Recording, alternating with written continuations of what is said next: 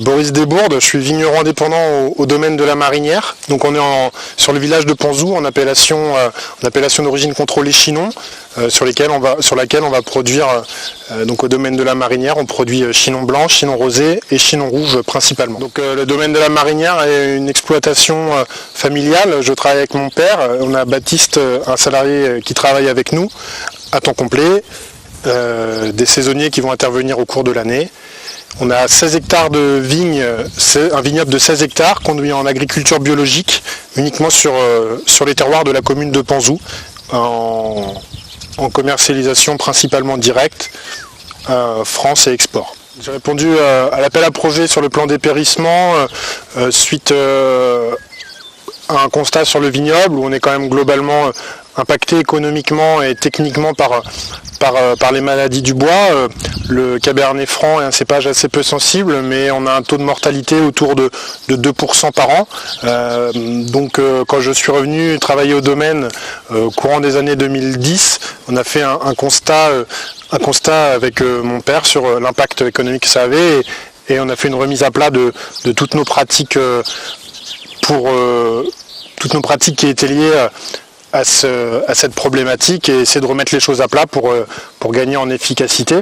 Et donc on a beaucoup parlé avec des collègues, beaucoup regardé ce qui se faisait, beaucoup échangé avec des techniciens de la chambre d'agriculture pour échanger techniquement sur ce qu'on pouvait mettre en place. On est adhérent au groupement de développement de la viticulture, le GDVV 37 depuis de nombreuses années. Depuis 2016, on a intégré le groupe Défi.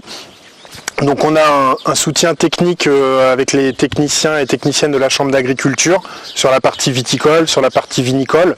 Donc après c'est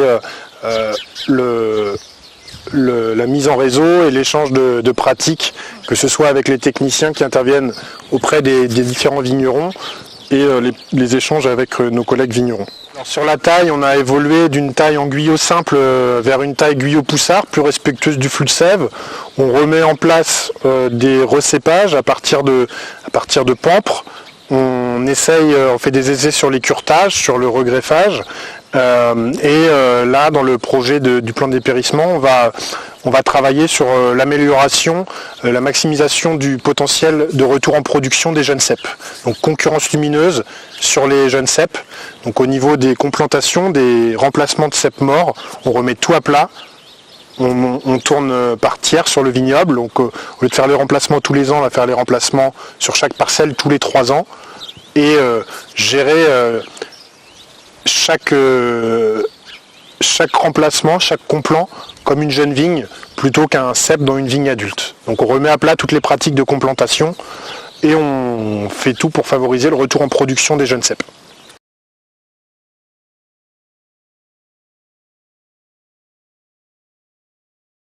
Alors, je pense qu'en mots-clés, les 3 termes qui vont être cohérents, ça va être respect des flux de sève, partage de pratiques et cohérence des pratiques.